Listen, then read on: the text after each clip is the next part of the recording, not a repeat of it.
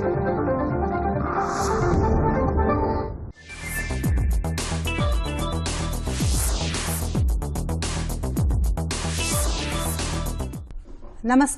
मैं अर्चना जौहरी एक बार फिर से आपका हार्दिक स्वागत और अभिनंदन करती हूँ उस कार्यक्रम में जिसका नाम है साहित्य सरिता। आज इस कार्यक्रम में हमारा विषय है साहित्य पुस्तक से मंच तक।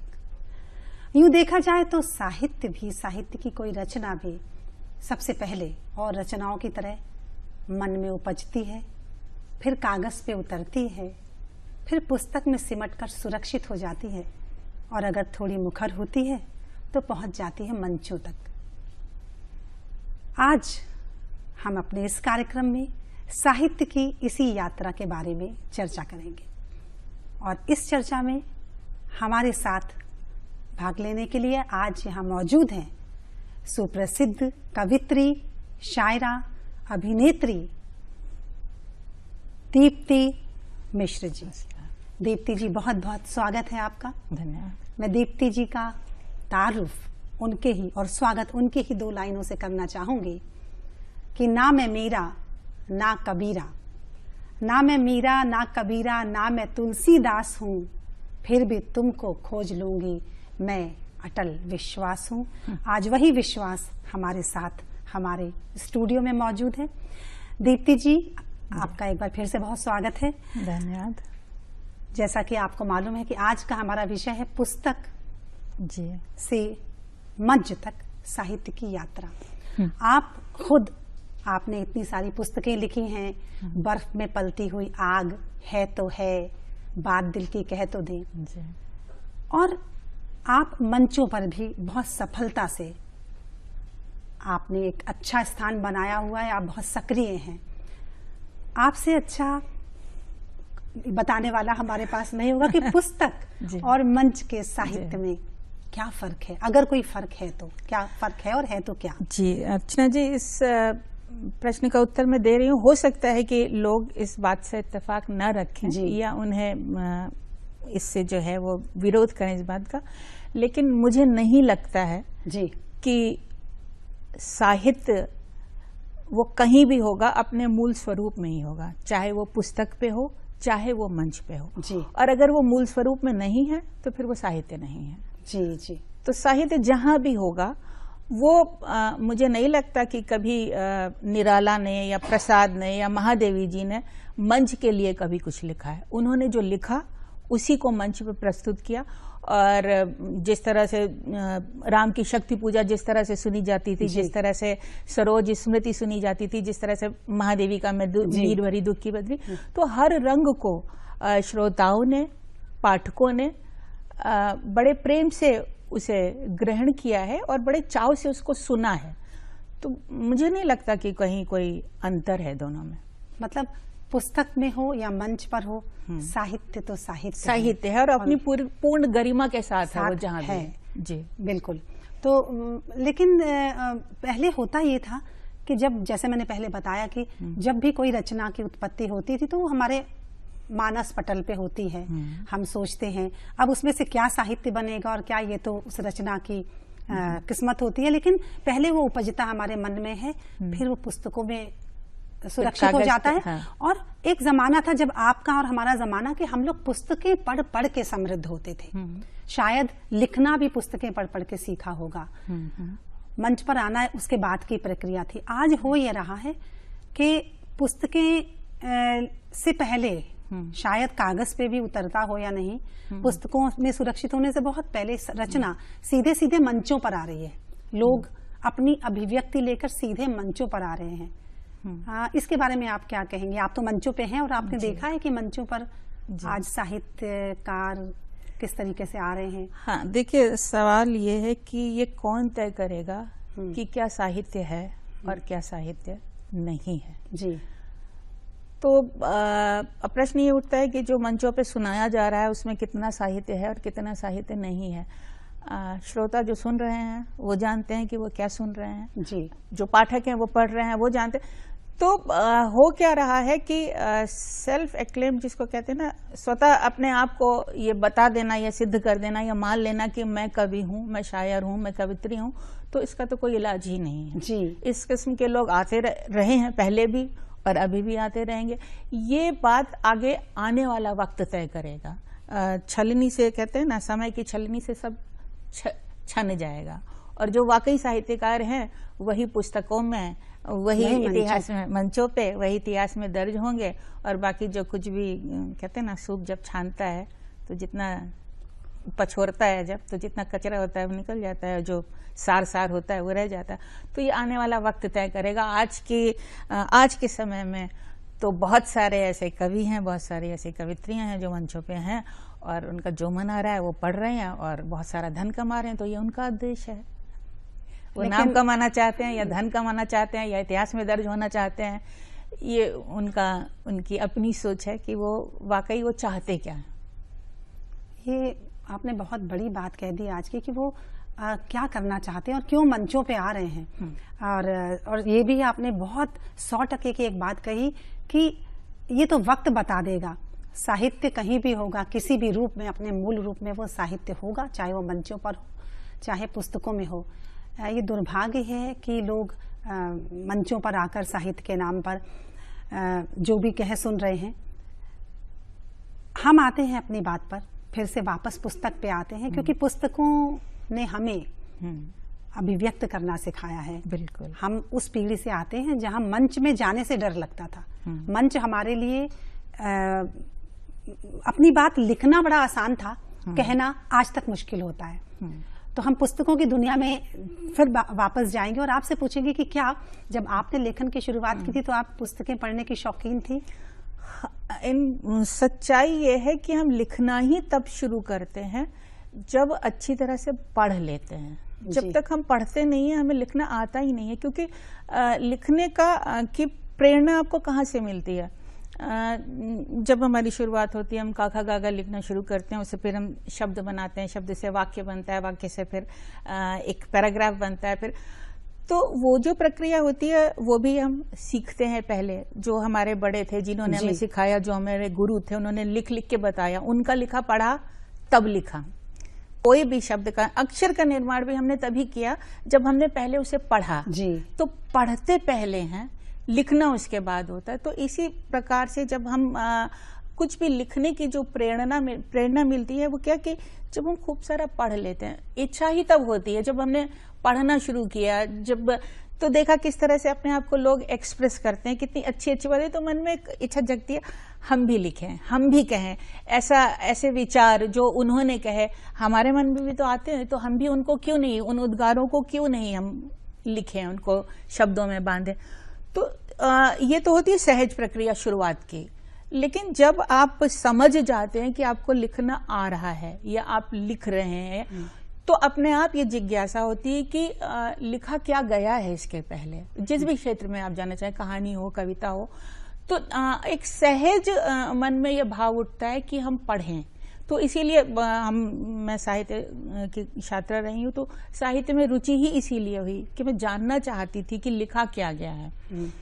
फिर हिंदी साहित्य को जब पढ़ना शुरू किया, जब आदिकाल से लेकर के और आज तक लोगों, तो समझ में आया कि मतलब जिस किस्म की रचनाएं पढ़ी, उन्होंने जो प्रभाव छोड़ा, उसके बाद जब लिखना शुरू किया तो निश्चित रूप से वो सारी शब्दावली जो उन कवियों के पास थी वो मेरे पास भी थी, क्योंकि मैंने उन्हें पढ़ा था। फिर उसको मैंने अपनी तरीके से उसको किस तरह से उसका उपयोग करना है उस तरह से उपयोग किया। तो पढ़ना तो पहली शर्त है और लिखना दूसरे नंबर। वैसे भी हम अगर कुछ देना चाहेंगे तो हम तभी दे सकेंगे जब हम समृद्ध होंगे, हमारे पास वो चीज होगी। तो पुस्तकों से पढ़ के हम पहले समृद्ध होते हैं। जो देना चाहते हैं वो पहले हमें अपने अंदर भरना पड़ता है, तो वो पुस्तकों से ही आता है। और दूसरी बात भी आपने बहुत अच्छी कही कि वो एक सहज प्रक्रिया होती है कि हम पुस्तकें पढ़ते हैं, उससे लेते चलते हैं, समृद्ध होते चलते हैं। लेकिन उसके बाद जब हम लिखना शुरू कर देते हैं तो हमें फिर ये जानने के लिए पुस्तकें पढ़ना चाहिए कि लोगों ने क्या कहा है। हाँ, वही कि अक्सर आज की एक सबसे बड़ी दिक्कत ये भी है अर्चना जी कि लोग लिख रहे हैं और वो समझते हैं कि बस वही हैं जिन्होंने लिख दिया। वो पलट के देखते ही नहीं कि यही बात हजारों लाखों बार किस तरह से कह दी गई है जी। क्योंकि उन्होंने पढ़ा ही नहीं है तो वो जानती नहीं, वो तो सोचते हैं उनका ओरिजिनल थॉट है। तो आप पढ़ेंगे, आप तब जानेंगे कि इस बात को कितनी बार कितने तरीकों से कहा गया है, जिसे आपके जीवन में ये बात अभी आई है, इसलिए आपको लग रहा है कि ये आपने कही है। पुस्तकें बहुत आवश्यक हैं पढ़ना। निश्चित रूप से पुस्तकें तो मतलब जीवन का सार हैं, आप ये समझ लीजिए। अगर आपको लिखना भी छोड़ दीजिए, आपको लिखना नहीं भी है, अगर वास्तव में आपको जीवन को जीना है तो भी पुस्तकें। और वैसे भी आप धर्म से लेकर के मतलब हर चीज का आधार तो पुस्तक ही है ना। धरोहर है हमारी। कोई भी धर्म ले लीजिए, कहीं भी ऋचाएं ले लीजिए, मतलब शब्द तो ब्रह्म है। अब इसके आगे क्या कहा जा सके। एक अच्छी बात भी हुई कि आज हमारा जो ये ऑनलाइन का जमाना है, बहुत इसने हमारी जिंदगी को सरल बना दिया है, आसान बना दिया है। अब हमें बहुत देर तक, घंटों तक लाइब्रेरी में बैठना नहीं पड़ता, बहुत लंबी दूरी तय करके जाना नहीं पड़ता। हम एक क्लिक पे अपने फोन में किसी भी रचना को पढ़ सकते हैं, अपने प्रिय कवि को सुन सकते हैं। लेकिन क्या आपको इससे, क्योंकि आप खुद एक शायरा हैं, कवित्री हैं, आपने पुस्तकें लिखी, क्या आपको ये नहीं लगता कि इससे पुस्तकें पढ़ने की जो एक चाहत थी, एक चलन था, वो कम हो रहा है? पुस्तकें मर रही हैं, पुस्तकों का उपयोग कम हो रहा है, क्या ऐसा है कि नहीं? आपके प्रश्न को दो भागों में मैं बांटती हूँ जी। आज का जो हमारा सोशल मीडिया है, एक ये, और एक ये जो हमारा कागज पे लिखा हुआ साहित्य है, दो चीजें। तो सोशल मीडिया के एक्टिव होने से, उसके आने से हम लोगों के जीवन में दो तरह का प्रभाव पड़ा है जी। मूल रूप से लेखकों के, शायरों में, हमारी बिरादरी में। एक तो ये कि एक जो सबसे बड़ा फायदा यह हुआ है कि संपादकों की जो एक मोनोपोली थी, क्या होता था, बहुत अच्छा लिखा जा रहा होता था, लेकिन अगर संपादक नहीं चाहता था तो वो छप नहीं सकता था, और किसी हाल में नहीं छप सकता था। या तो आप संपादक को खुश करें, और या जो भी तरीका। बहरहाल अगर संपादक नहीं चाहेगा तो आपकी रचना कितनी भी श्रेष्ठ हो, वो छपेगी नहीं। तो एक सबसे बड़ा फायदा यह हुआ ऑनलाइन होने से, लोगों ने हर तरीके से, मतलब अपने फेसबुक है, उस पर अपने पेजेस बनाए, अपने वेबसाइट्स बनाए, उन्होंने अपनी रचनाओं को जो है वहां पे लाना शुरू किया। तो एक फायदा ये हुआ कि जो नवोदित लोग थे, जिनकी रचनाएं कहीं छप नहीं रही थी और जो हाथ पैर नहीं जोड़ सकते थे संपादकों के, उन्हें एक बहुत अच्छा प्लेटफॉर्म मिला जहां पे वो अपनी बात कह सकते थे।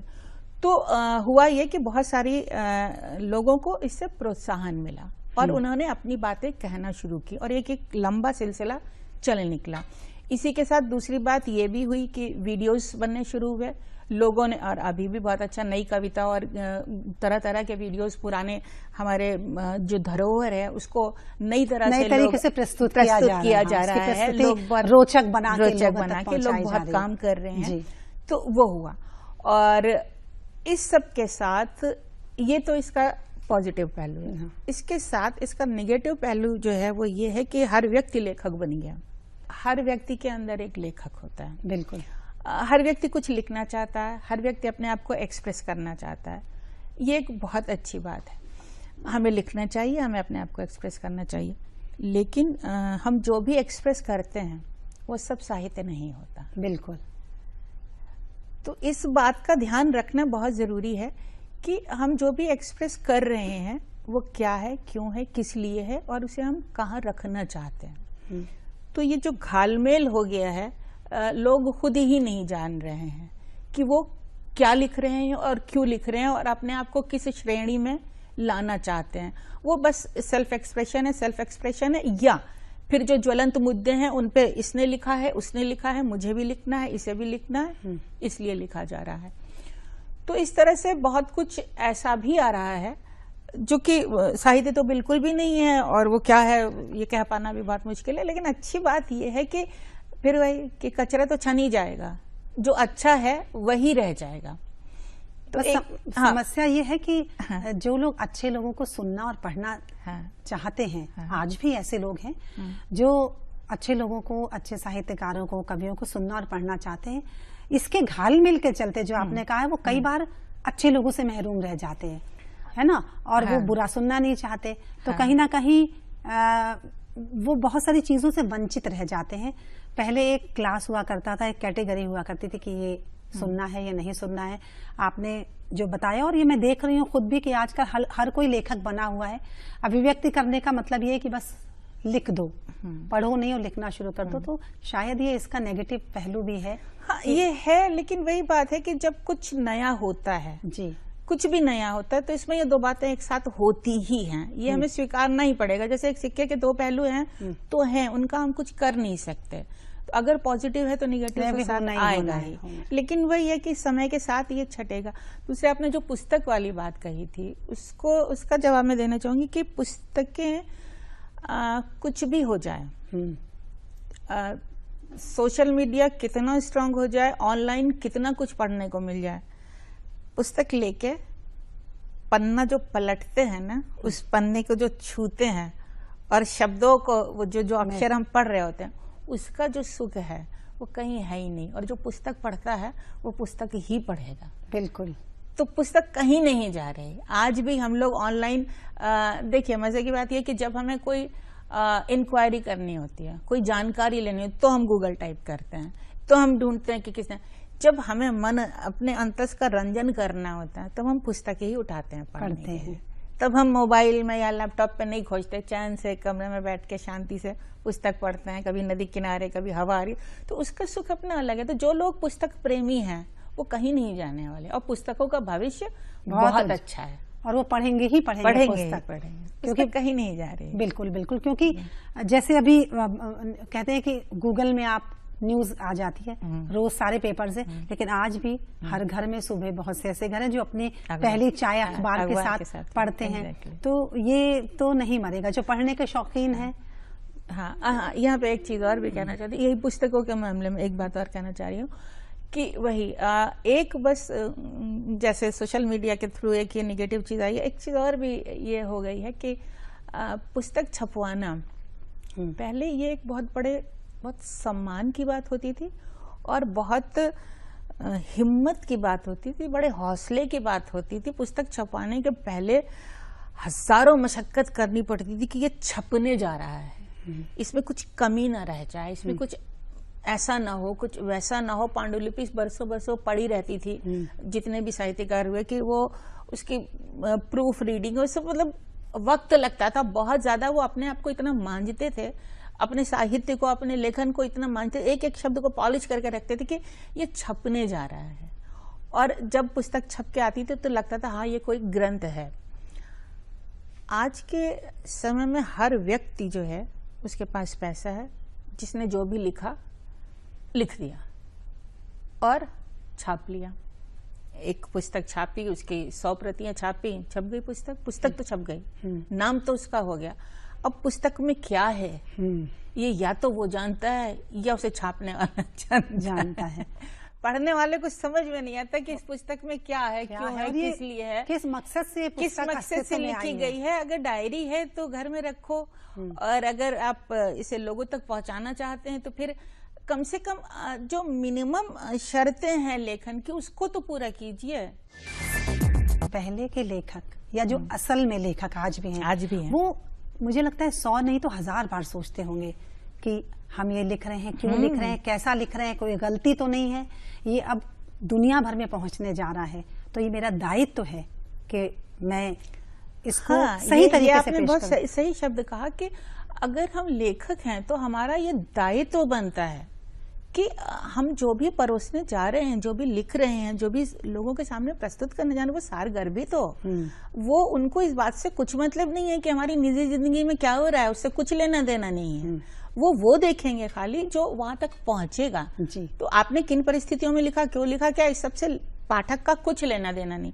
जो लिख के आपने वहां दिया है तो वो कम से कम इतना तो होना चाहिए कि जो मिनिमम शर्तें हैं लेखन की वो तो पूरी करता हो। बाकी तो फिर ये दायित्व तो मेरा अपने आप से ही वादा होना चाहिए, तो समाज के प्रति जो हम देने जा रहे हैं इसका। एक मेरा सीधा सवाल है उन लोगों से जो लिखते इसलिए हैं कि उन्हें छपना है। सवाल इस बात का है कि आप क्यों लिख रहे हैं, और दूसरी बात ये कि अगर आप अपने लिए लिख रहे हैं तो आप अपनी डायरी में उसको संजो के रखिए, लेकिन अगर आप पुस्तक रूप में उसको ला रहे हैं और आप ये चाहते हैं कि लोगों तक पहुंचे, तो ये सोच लें कि आप ये क्यों चाहते हैं कि लोगों तक पहुंचे, आप उनको क्या दे रहे हैं। बिल्कुल, बहुत अच्छी बात आपने कही। क्या उनको मिल भी रहा है कुछ? हाँ, नहीं मिल रहा है तो मतलब हमारा समय तो ना व्यर्थ कर। तो फिर यही आप ये बताइए कि फिर उन लोगों के लिए कोई संदेश दीजिए जो नए लोग लिखने के लिए आ रहे हैं, इस लाइन में आ रहे हैं और सचमुच लिखना चाह रहे हैं, उनकी वो क्या करें कि वो सफल लेखक बन सके, कवि बन सके और साहित्य को बचा सके। मैं बता दी जी। एक बात और कहना चाहूंगी, मंचों से जुड़ी जो हमारा ये विषय है कि मंचों पे ऐसा नहीं है कि आज के मंच पे साहित्य नहीं है। आज के मंच पे साहित्य है। मंच कई खेमों में बट गया है। अच्छा। मंच पे वो कार्यक्रम भी होते हैं जिनमें भरपूर साहित्य होता है जी। मंच पे वो कार्यक्रम भी होते हैं जिनमें चुटकुलेबाजी होती है। मंच पे वो कार्यक्रम भी होते हैं जिनमें दोनों चीजें मिली जुली होती हैं। तो ये कहना कि आज के समय में मंच पे साहित्य नहीं है, तो ऐसा नहीं है, साहित्य है। लेकिन बात फिर वही आ जाती है कि देखिए, साहित्य जो है वो मनोरंजन का साधन बिल्कुल भी नहीं है। साहित्य आत्मा का रंजन है। बिल्कुल, वो आपके अंतस को संतुष्ट करता है। साहित्य को जब आप मनोरंजन का साधन बनाने लगते हैं और पब्लिक डिमांड कुछ नहीं होती है। आप जो लिखेंगे, आप जो पढ़ेंगे, आप जो देंगे, अगर आप सही ढंग से उसको पब्लिक तक, पाठक तक, श्रोता तक, दर्शक तक पहुंचाएंगे तो वो उसको सही ढंग से ग्रहण करेंगे। लेकिन अगर आप में इतनी कुव्वत नहीं है कि आप अपनी बात को सही ढंग से लोगों तक पहुंचा पाएं, तो लोगों को दोष मत दीजिए कि उनकी डिमांड ही है। आप बहुत सहज ढंग से आप मेहनत नहीं करना चाहते, आप साहित्य को लाना ही नहीं चाहते। आप हल्के फुल्के ढंग से चुटकुले सुना के हल्की फुल्की बातें करके मनोरंजन करते हैं, मशहूर होते हैं, पैसे कमाते हैं और फिर आप ये कहते हैं कि ऐसी डिमांड है। बिल्कुल भी नहीं है। आज का दर्शक, श्रोता, पाठक प्यासा है, वो चाहता है कि उसे साहित्य मिले। हम दे नहीं रहे हैं, ये है। और दूसरा जो आपने पूछा कि जो नवोदित लेखक, उनके लिए एक लाइन में आप बताएं कि वो क्या करें। देखिए, एक सीधी सी बात है कि हम सभी मूलतः ने कहा ना कि कवि भी हैं, लेखक भी हैं, एक्टर भी हैं, राइट, सब कुछ है। ये वृत्ति सब में होती है। उसको कौन कितना ग्रूम कर लेता है, ये इस पे निर्भर करता है कि आगे आगे जाकर के लोग, आप अलग अलग क्षेत्र में जाते हैं। तो आप जो भी किसी भी कला को फॉर ग्रांटेड मत लीजिए। कोई भी कला ऐसी नहीं है कि आपने सोचा और आप वो बन गए। हर कला के पीछे बहुत मेहनत है, बहुत लंबी तपस्या है। कुछ सर्टेन नॉर्म्स हैं जो आपको फॉलो करने पड़ेंगे। अगर आप वो फॉलो नहीं करते हैं तो आप भूल जाइए, ना आप कलाकार हैं, ना आप लेखक हैं, ना आप कवि हैं। आप कहते रहिए आप नहीं हैं। जब तक आप दोहे की यति गति नहीं जानेंगे, जब तक आप गजल की बहर नहीं जानेंगे, जब तक आप रदीफ काफिये को नहीं समझेंगे, जब तक आप मुक्त छंद की रवानी को नहीं समझेंगे, आप कहते रहिए आप कवि हैं, आप नहीं हैं कवि। तो इन मूल गहरी बात आप दीप्ति जी कही, और मैं चाहती हूँ कि लोग इसको समझें और सुने और इसको अनुग्रहित करें, अपने अंदर उतारें। तो कविता के व्याकरण को समझिए, वो उसकी रीढ़ है। भाव है कविता, लेकिन उसका अपना एक व्याकरण है, उसे आपको समझना पड़ेगा, आप तभी लेखक या कवि बन पाएंगे। तो दीप्ति जी ने आज हमें बहुत अच्छी अच्छी बातें बताई और उन्होंने ये बता दिया कि पुस्तक में हो या मंच पे हो, साहित्य तो साहित्य है। और ये भी उन्होंने बहुत अच्छी बात कही कि आज आने वाले जितने भी नवोदित लेखक, कवि साहित्य की दुनिया में कदम रखने जा रहे हैं, उन्हें ज़रूरत है ये चिंतन की, मनन की, ये जानने की कि वो इस अगर क्षेत्र में आ रहे हैं तो वो समाज को क्या देने जा रहे हैं और क्या उन्होंने ग्रहण किया है जिसे समाज लेना चाहेगा। इसी के साथ मैं अर्चना जौहरी आपसे इजाज़त लेती हूँ। दीप्ति जी, आपका बहुत बहुत शुक्रिया कि आपने हमारे इस कार्यक्रम को सफल बनाया। बहुत धन्यवाद।